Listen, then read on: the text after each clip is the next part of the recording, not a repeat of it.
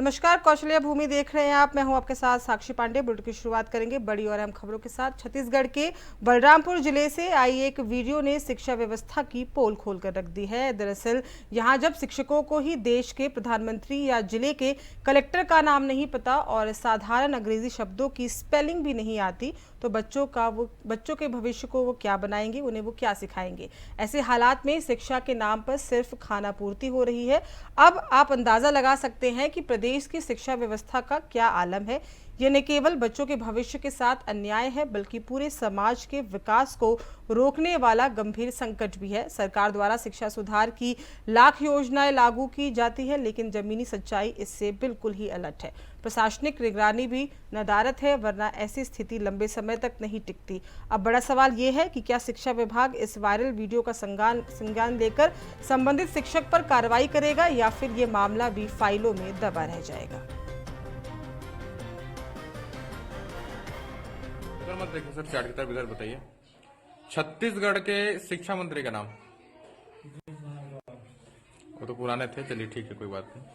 हमारे देश के शिक्षा मंत्री का नाम, मुख्यमंत्री का नाम सर,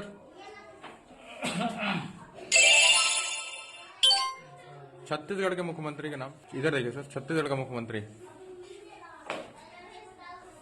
राष्ट्रपति का नाम सर बताइए। राष्ट्रपति हमारे देश के राष्ट्रपति का नाम। राष्ट्रपति हाँ, राष्ट्रपति पता है कि नहीं सर? हाँ, यहाँ से उतर गया। छत्तीसगढ़ का मुख्यमंत्री। आप कौन से जिले के निवासी हैं सर? बलरामपुर। छत्तीसगढ़ के निवासी है ना? तो मुख्यमंत्री का तो नाम पता होगा सर। अच्छा, आपके पीछे में सर ये कौन है? देखिएगा थोड़ा थोड़ा पीछे घूमेगा। ये कौन है सर? ये कौन है सर? किसका फोटो लगा है सर? कौन है सर? मुख्यमंत्री। तो अभी नाम बताइए। तो आपको तो पता नहीं था सर, अभी तो देखा है तो आपको पता चला। अपनी गलती को स्वीकारते हैं सर कि आपको शिक्षा का अभाव है शिक्षा का, आपको नॉलेज नहीं है। कैसे है सर? आप बता नहीं पाए, आप बोल रहे हैं कि नॉलेज है हमको। यहाँ स्पेलिंग भी गलत लिखे हैं, आप बोल रहे हैं कि वो नॉलेज नहीं है। उधर मत देखिए। और इसी पे अधिक जानकारी के साथ हमारे संवाददाता मनोज शुक्ला हमारे साथ फोन लाइन पर जुड़ चुके हैं। मनोज, देखिए, एक बार फिर से शिक्षा व्यवस्था पर ये बड़ा सवाल खड़ा हो रहा है। जब एक शिक्षक से सवाल किया जाता है कि उनके राज्य के मुख्यमंत्री का नाम क्या है, उनके राज्य के जो शिक्षा मंत्री है उनका नाम क्या है, तो भी वो नहीं बता पाते हैं। जब उन्हें तस्वीर दिखाई जाती है, उसके बावजूद वो बताने में हिचकते हैं। तो कहीं ना कहीं देखिए, पूरी जो कार्य प्रणाली है उस पर ये गंभीर सवाल खड़े होते नजर आ रहे हैं। जी जी बिल्कुल, आप देख सकती हैं कि किस प्रकार से शिक्षक को जब खुद नहीं पता है कि देश का प्रधानमंत्री कौन है। अरे, प्रधानमंत्री की बात न करके सिर्फ अगर उसी प्रदेश, जिस प्रदेश का शिक्षक स्वयं है, उसको नहीं पता है कि मुख्यमंत्री का नाम क्या है, शिक्षा मंत्री का, वो क्या बच्चों को शिक्षा देंगे, इसका अंदाजा आप खुद लगा सकती हैं। और देखने वाली बात, समझने वाली बात यह समझ में आ रही है कि ऐसे शिक्षकों की भर्ती कौन किया, ये बड़ा सवाल सामने निकल कर आ रहा है। अब आप अंदाजा लगा सकते हैं कि इससे बच्चों का भविष्य कितना उज्जवल होगा। सोचने वाली बात हो, जो भी इस वीडियो को देखेगा वो अंदाजा लगा लेगा कि ऐसे शिक्षकों के भरोसे छत्तीसगढ़ की शिक्षा चल रही है। बच्चों की एक तरफ सरकारें दावे करती हैं कि बच्चे देश के भविष्य हैं, दूसरी तरफ शिक्षा का यह स्तर हो चुका है, शिक्षकों का ये भर्ती मामले को लेकर कहीं न कहीं इस पर जो है भ्रष्टाचार का एक बड़ा गंभीर मामला सामने निकल कर आ रहा है कि ऐसे शिक्षकों का इंटरव्यू कौन लिया, इनकी परीक्षा कौन लिया, ये तमाम बातें सामने, एक बड़ा सवाल सामने उभर कर आ रहा है। आप वीडियो में साफ तौर पर देख सकती हैं शिक्षक से बात करने पर। जी मनोज, अगर आप भ्रष्टाचार की बात कर रहे हैं और आप जिस तरह से कह रहे हैं कि किसने इनका इंटरव्यू लिया या इन्होंने कौन से लिखित परीक्षाएं दी, ये तमाम तरह के सवालात जो है वो खड़े हो रहे हैं। इस वीडियो के वायरल होने के बाद से क्या कोई अधिकारियों के द्वारा संज्ञान फिलहाल लिया गया अभी तक? जी जी जी बिल्कुल बिल्कुल, देखिए, वहीं के जो है जिला शिक्षा अधिकारी डीओ से बात होने, उन्होंने जांच कर कार्रवाई करने की बात कही। देखिए, जब इस देश में सबसे बड़ी विडंबना कहा जा सकता है कि जब कोई चाहे भ्रष्टाचार उजागर होता है, कोई भी बड़ा घोटाला उजागर होता है, तो जांच के नाम पर जो है वो फाइलें सिमट कर रह जाती हैं। कहीं न कहीं इस पर सरकार को बहुत ही संवेदनशील होने, शिक्षा का मामला है, शिक्षा देश की नींव है। अगर ऐसे में बच्चों के, छोटे बच्चों के भविष्य का सवाल, अब आप सोचिए खुद इस बात को कि अगर सिर्फ ये जांच के नाम पर अगर ये सीमित रह जाएगा तो फिर बच्चों की भविष्य के साथ ये बहुत बड़ा खिलवाड़, उनके साथ समझिए कि ये तरह से देश के साथ गद्दारी हो रही है। इसको ऐसे लोगों को तो देशद्रोही माना जा सकता है, जिस प्रकार से बच्चों के साथ इस तरह की हरकत आप स्वयं वीडियो में देखा जा सकता है कि किस प्रकार से शिक्षा की क्या शिक्षा खुद नहीं है, वो बच्चों को शिक्षा देने उनको कौन रखा, उनके ऊपर भी बड़ी कार्रवाई होनी चाहिए।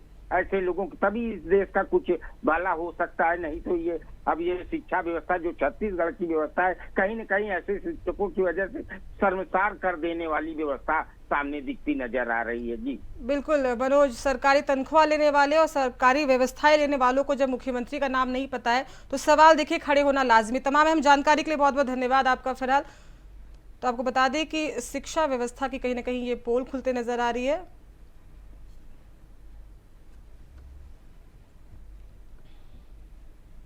और वही खबर राजधानी रायपुर से है, जहां गांव से लेकर सड़कों पर मवेशी ये चीख चीख कर बता रहे हैं कि गौ अभयारण्य के दावे सिर्फ चुनावी जुमले थे।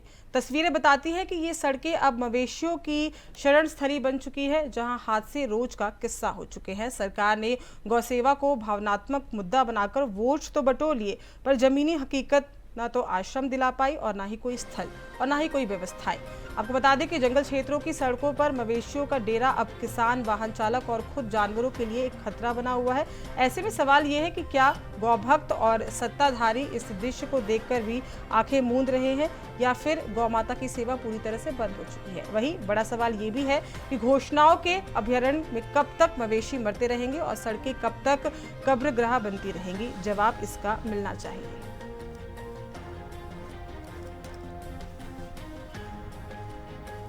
और इसी पे अधिक जानकारी के साथ हमारे संवाददाता मनोज शुक्ला फोन लाइन पे हमारे साथ बने हुए हैं। मनोज, देखिए अक्सर मवेशियों को लेके, गौ माता को लेकर सरकार जो है वो बड़े बड़े दावे करती है या जो गौरक्षक हैं वो बड़े बड़े दावे करते हैं, लेकिन तस्वीरें यहाँ कुछ और ही दिखा रही है।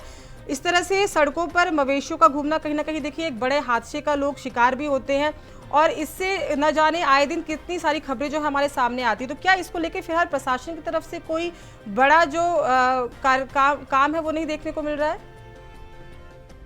जी आपको बता दूं कि जो ये देखिए वीडियो में आप साफ तौर पर देख रही हैं कि कैसे गौ माता लोग, चाहे उनको न रहने की व्यवस्था है न उनके चारे पानी की व्यवस्था है, तो सड़कों पर और नेशनल हाईवे पे देखने को भी तो ये आम बात सी हो चली है। और वहीं बात कर ले सरकार की, देखिए सरकार दावे तो बड़े बड़े करती हैं, वोट के समय गौ माता याद आती हैं, वो चाहे भाजपा हो चाहे कांग्रेस हो, सभी बड़ी बड़ी बातें करती हैं कि गौ माता के लिए हमने ये किया, हमने इसके पूर्व कांग्रेस की सरकार थी तो गौठान का संज्ञान गौठान बनाई थी जो है, लेकिन गौठान में भी कहीं न कहीं भ्रष्टाचार देखने को मिला। उसके बाद जब बीजेपी की सरकार आई, बीजेपी की सरकार लगातार गौ माता को लेके बड़ी बड़ी वादे करती है, बड़ी बड़ी बातें करती है, लेकिन जो जमीनी हकीकत है आप वीडियो में साफ तौर पर देख सकती है। इससे गौ माताओं का भी एक्सीडेंट होता है और जो राह चलते लोग हैं उनका भी आए दिन दुर्घटनाएं होती रहती, हादसे होते रहते, लोग मरते रहते, लेकिन सरकार को कहीं इससे कोई लेना लादना नहीं। हाँ, सिर्फ उनको गौ माता के नाम पे वोट लेना होता है तो चुनाव के समय में गौ माता याद आती है। और आपको एक महत्वपूर्ण बात ये भी बता दूं कि बिलासपुर हाई कोर्ट ने भी इस मामले को स्वतः संज्ञान में लेकर मुख्य सचिव से जवाब मांगा था, लेकिन कहीं न कहीं वही बात होती है कि सिर्फ दावे बड़े बड़े होते हैं, तो मुख्य सचिव की तरफ से भी कोई जवाब दे दिया गया होगा। लेकिन आप वीडियो में देखिए कि किस तरह से गौ माता, नेशनल हाईवे का वीडियो है और सड़कों के बीच सड़क पर कैसे बैठे, कैसे लोग, अगर रात बिरात आदमी देखता नहीं तो किसी न किसी तरह से एक्सीडेंट का शिकार होता है, हादसे का शिकार हो जाता है वहीं पर। लेकिन सरकारें गंभीर नहीं होती, बस गौ माता के नाम पर इस देश में सियासत बड़ी बड़ी होती, जबकि केंद्र में भी बीजेपी की सरकार है और छत्तीसगढ़ में भी बीजेपी की सरकार, उसके बावजूद आज तक गौ माता के नाम पे अगर कहा जाए तो सरकार की तरफ से, चाहे वो केंद्र सरकार हो चाहे वो प्रदेश की सरकार, कोई सरकारें गौ माता के लिए कुछ करते हुए देखा नहीं जा सकता है। सिर्फ गौ माता के नाम पे अगर कुछ होता भी है तो सिर्फ भ्रष्टाचार होता है, जो उनके नाम पर योजना भी बनाई जाती है उसमें भी भ्रष्टाचार। अब आप अंदाजा लगा सकती हैं कि इस देश का भविष्य कितना जो है उज्जवल है, जो अपनी इसी देश में जहाँ पर जो है बात हिंदुत्व की करते हैं, गौ माता की करते हैं, आप तो इसका अंदाजा आप लगा सकती हैं कि कितना गौ माता की सेवा यहाँ करते हैं लोग। बिल्कुल। इस देश में सिर्फ बड़ी बड़ी बातें हैं, बड़े ठीक। बड़े वादे हैं, बड़े बड़े भाषणों में बहुत अच्छा लगता है सुनने में, लेकिन जमीनी हकीकत कुछ और बयां करता है। जी बिल्कुल, तमाम अहम जानकारी के लिए बहुत बहुत धन्यवाद आपका मनोज, आपसे अपडेट्स लेते रहेंगे। और वही छत्तीसगढ़ के बस्तर रेंज पे डबल इंजन सरकार की सुशासन और पुनर्वास नीति रंग ला रही है। आपको बता दें कि 2.54 करोड़ के इनामी छाछठ हार्डकोर नक्सलियों ने आत्मसमर्पण कर मुख्यधारा में लौटने का संकल्प लिया है। इसमें 25 लाख के इनामी शीर्ष माओवादी नेता SZCM रामना इरपाई उर्फ जगदीश भी शामिल है। मुख्यमंत्री विष्णुदेव साय ने इसे विकास की नई सुबह बताते हुए कहा कि बीते 18 महीनों में 1570 नक्सलियों ने समर्पण किया है। वहीं दंतेवाड़ा में लोन वराचू और पुनः मारगेम अभियान ने प्रेरित होकर 17 लाख के इनामी 5 माओवादियों सहित कुल 16 नक्सलियों ने आत्मसमर्पण किया है, जिसमें से एक माओवादी दंपत्ति भी शामिल है।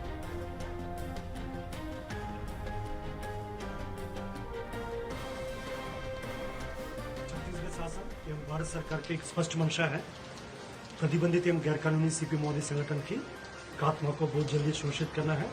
और बस्तर संभाग के अंतर्गत समस्त जिला में अभी बीजापुर जिला में हम लोग अभी बात कर रहे हैं, इन सब संपूर्ण क्षेत्र में शांति व्यवस्था सुनिश्चित करते हुए विकास कार्य को गति देते हुए एक नया सकारात्मक पहचान दिलाना है। उसी उद्देश्य से विगत समय में लगातार प्रभावी रूप से सुरक्षा बल द्वारा अभियान संचालित की गए, जिसका परिणाम काफी सकारात्मक रहा। आप सबके सामने इसका परिणाम भी है।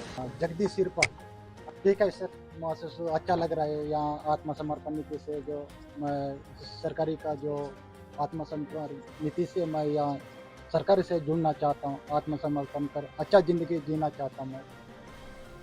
और इसी पे अधिक जानकारी के साथ हमारे छत्तीसगढ़ स्टेट हेड अनिल पुष्केंद्र हमारे साथ फोन लाइन पर जुड़ चुके हैं। अनिल जी, देखिए ये कहीं ना कहीं शासन प्रशासन की एक बड़ी कामयाबी है।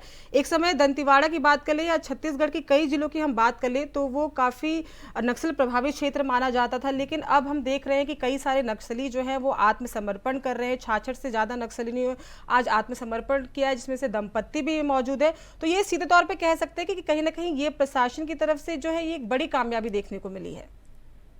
जी बिल्कुल, ये बहुत बड़ी कामयाबी है। देखिए, सबसे बड़ी बात यह है कि सरकार जो है पूरी ताकत लगाए हुए है कि बस्तर को और पूरे छत्तीसगढ़ को नक्सल मुक्त करने के लिए। अमित शाह जो है गृह मंत्री बार बार यहाँ छत्तीसगढ़ में आकर इस बात की घोषणा करते हैं कि मार्च 2026 जो है ये अंतिम तारीख है, इसके बाद नक्सलवाद छत्तीसगढ़ के नक्शे पर, भारत के नक्शे पर नहीं रहेगा।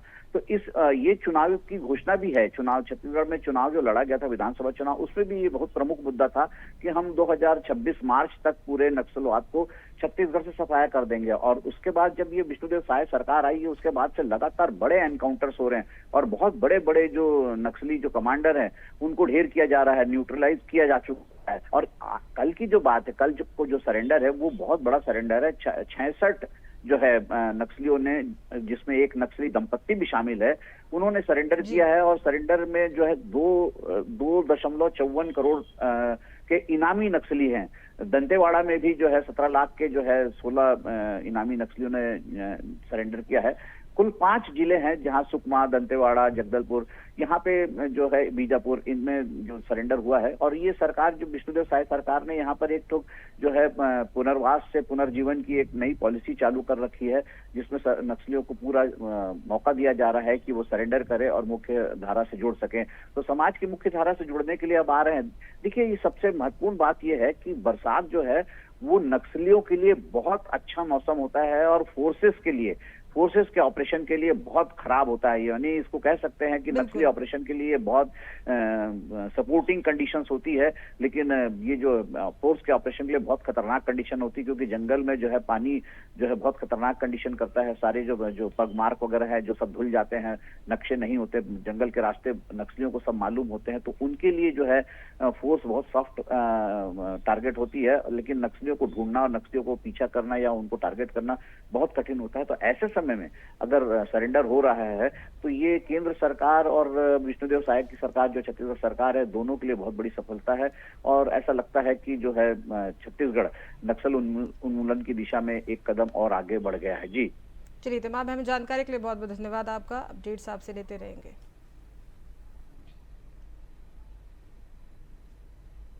और वहीं कोरबा जिले के करतला विकास खंड में लगातार बारिश से हालत बिगड़ते जा रहा है। आपको बता दें कि बांधापाली और घिनारा के बीच स्थित छिंदई नाला का पुल जलस्तर बढ़ने से पूरी तरह से डूब गया है।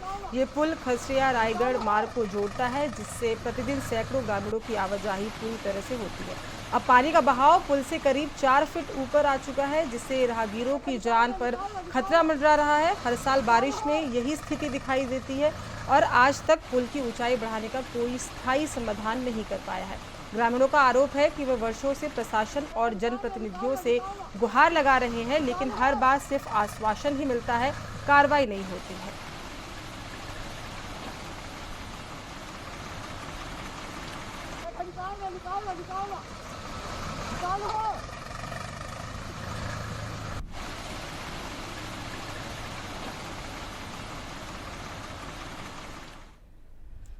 और वही छत्तीसगढ़ के शक्ति जिले के चंद्रपुर विधायक रामकुमार यादव ने एक अनोखी पहल की है। आपको बता दें कि उन्होंने 100 से अधिक प्रतिभावान छात्र छात्राओं को दिल्ली में हवाई सैर कराया, साथ ही दिल्ली की शैक्षिक भ्रमण भी करवाया। आज हम बात करेंगे एक ऐसी अनूठी पहल की जिसने चंद्रपुरी के 100 से अधिक प्रतिभावान छात्र छात्राओं के सपनों को पंख दिए हैं। वहीं चंद्रपुर विधायक रामकुमार यादव ने 100 से अधिक छात्र छात्राओं को दिल्ली का शैक्षिक भ्रमण कराया है, वो भी हवाई यात्रा के जरिए। बच्चों ने पहली बार आसमान का सैर किया और देश की राजधानी दिल्ली को भ्रमण कर करीब से देखा। इस बीच दिल्ली में छात्र छात्राओं ने संसद भवन, इंडिया गेट, राष्ट्रीय संग्रहालय और अन्य ऐतिहासिक स्थलों का भ्रमण किया।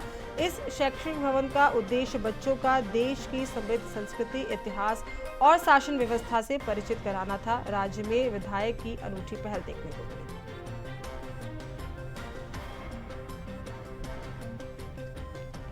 प्रतिवर्ष के भांति इस वर्ष भी मालखोदा ब्लॉक और डभरा ब्लॉक के बच्चों को जो 12वीं में जो टॉप किए थे अपने स्कूल में, उनको शैक्षणिक भ्रमण कराया गया और उनको दिल्ली के जो IIT है, ANU है, वहाँ जो सरकारी संस्थाएं हैं जहाँ से लोग जो है ऑफिसर बैठते हैं या IAS का कोचिंग होता है, ये सभी को वहाँ पर बच्चों को बताया गया और उनको एक प्रकार का वहाँ पर जा कर के बताया गया कि कैसे लोग जो है यहाँ से पढ़ के बड़े बड़े आदमी बनते हैं।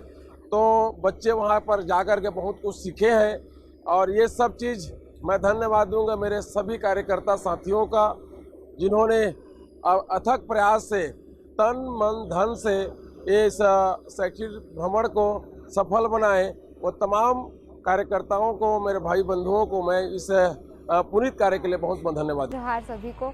हमारे सर्वप्रथम मैं धन्यवाद करना चाहूँगी हमारे सम्माननीय विधायक सर का, जिन्होंने हमें देश की राजधानी दिल्ली का भ्रमण कराया। वहाँ पे हमें शिक्षा को प्रोत्साहित करने के लिए वे हमेशा अपने क्षेत्र के टॉपर बच्चों को वहाँ पे घुमाने के लिए ले जाते हैं और ये तृतीय वर्ष था उनका, जहाँ पे उन्होंने शिक्षा के सभी क्षेत्रों से वहाँ हमें अवगत कराया, जैसे IIT, एम्स और जितने भी बड़े बड़े टॉप कॉलेजेस हैं सभी को दिखाया जहाँ बड़े बड़े अधिकारी बैठते हैं उसको। वहाँ पे हम लोगों ने ऐतिहासिक स्थलों का भी भ्रमण किया, जैसे कि हम गए वहाँ कुतुब मीनार गए थे और लाल किला, इंडिया गेट और लोटस टेम्पल और राजघाट गए थे, गांधी जी की समाधि, जहाँ पे हमें टूरिस्ट लोगों ने गाइड किया। वहाँ के विषय में सभी हमें जानकारी दी और वहाँ के बारे में बताया। और ये हमारे पहले ऐसे विधायक सर थे जिन्होंने बच्चों को शिक्षा के क्षेत्र में ध्यान केंद्रित किया और इसको आगे बढ़ाने के लिए वहाँ पे भ्रमण के लिए ले गए और उनका हम बहुत धन्यवाद करते हैं कि वे हमें लेके गए। और वही खबर बलौदाबाजार से है, जहां बारिश की अधिकता को देखते हुए मौसम विभाग ने ऑरेंज अलर्ट जारी किया है। वहीं रात भर से हो रही बारिश के कारण लोगों की दैनिक दिनचर्या काफी प्रभावित हो रही है। वहीं लगातार बारिश अभी भी जारी है, जिससे किसानों के खेत में पानी भर गया है। किसान अपने खेत को फोड़ रहे हैं, नदी नाले उफान पर है। इसी बीच इलाके में 3 दिन के लिए ऑरेंज अलर्ट जारी किया गया है। अधिक बारिश के चलते मार्ग पूरी तरह से बाधित हो गए हैं, साथ ही लोगों की आवागमन पूरी तरह से प्रभावित हुई है। ये राज्य में मानसून का कहर देखने को मिला है। मौसम विभाग ने ऑरेंज अलर्ट जारी किया है।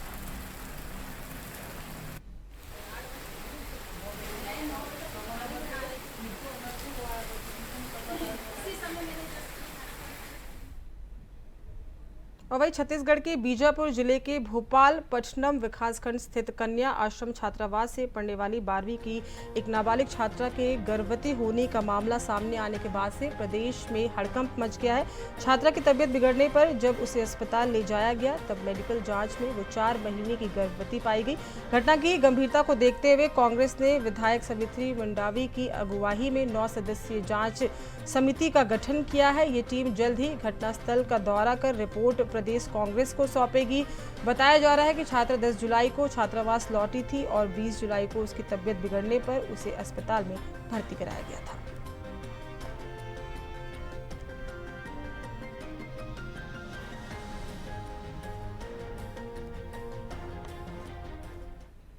और वही बलौदाबाजार शहर के मध्य गांधी चौक के पास बालक शाला स्कूल परिसर में रात को आए तेज आंधी तूफान और बिजली कड़क के बीच 200 साल पुराना विशाल पीपल का पेड़ अचानक गिर गया।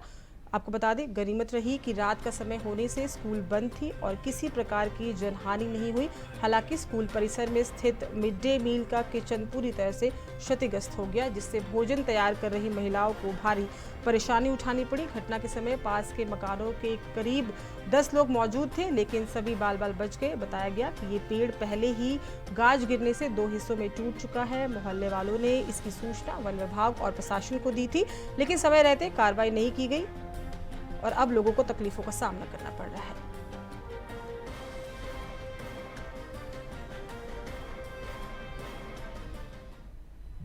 और वही रायपुर के कटोरा तालाब इलाके में मोबाइल दुकान का ताला तोड़कर लाखों रुपए की चोरी का और मोबाइल और नकदी चुराने का मामला सामने आया है, जहां पर गैंग को पुलिस ने नागपुर से ट्रेन में गिरफ्तार किया है। पुलिस ने इस मामले में 2 नाबालिग समेत 4 आरोपियों को पकड़ा है। पकड़े गए आरोपियों के पास से मोबाइल, कई सारे नकदी रुपए और 2 एक्टिवा जब्त की गई है। एसएसपी डॉक्टर लाल उमेद सिंह ने बताया कि सिविल लाइन थाना और एंटी क्राइम यूनिट की ये बड़ी सफलता देखने को मिली। मुख्य आरोपी नवीन पिंजारी पहले भी आपराधिक मामलों में जेल जा चुका है। 22 जुलाई की रात सोबा टेलीकॉम दुकान से चोरी की गई सीसीटीवी फुटेज और मुखबिरों की मदद से आरोपियों को ट्रेन से गिरफ्तार किया गया है।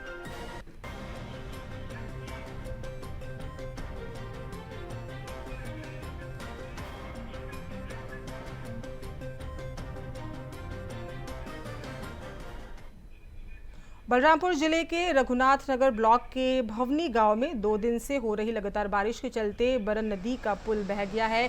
ये वही पुल है जिसकी मरम्मत कुछ दिन पहले ही कराई गई थी। पुल के बह जाने के बाद से 2 से 3 गांव का ब्लॉक मुख्यालय से संपर्क पूरी तरह से टूट गया है, जिससे ग्रामीणों को भारी कठिनाइयों का सामना करना पड़ रहा है। आपको बता दें कि स्थानीय लोगों ने बताया कि पहले भी इस पुल के बहने से एक गर्भवती महिला की जान जा चुकी है। जब समय पर एम्बुलेंस नहीं पहुंच पाई, उसके बावजूद इसके प्रशासन न सिर्फ औपचारिक मरम्मत कराई थी बल्कि स्थायी समाधान नहीं किया था। ग्रामीणों ने सवाल उठाया है कि आखिर कितनी जान जाएंगी, तब जिम्मेदार कौन बनेगा।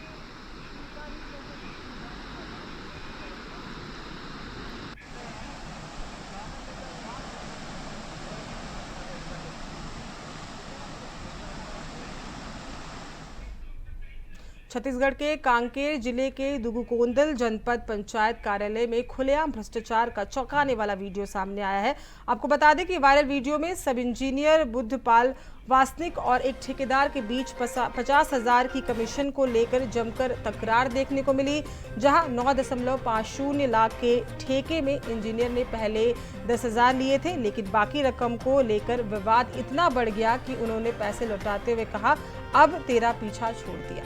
सबसे हैरानी की बात ये रही कि इस घटना के दौरान कार्यालय में अन्य कर्मचारी और पूर्व जनपद अध्यक्ष संतो गावड़े मौजूद थी, फिर भी किसी ने हस्तक्षेप नहीं किया। इससे ये सवाल उठता है कि क्या भ्रष्टाचार अब सिस्टम का हिस्सा बन गया है।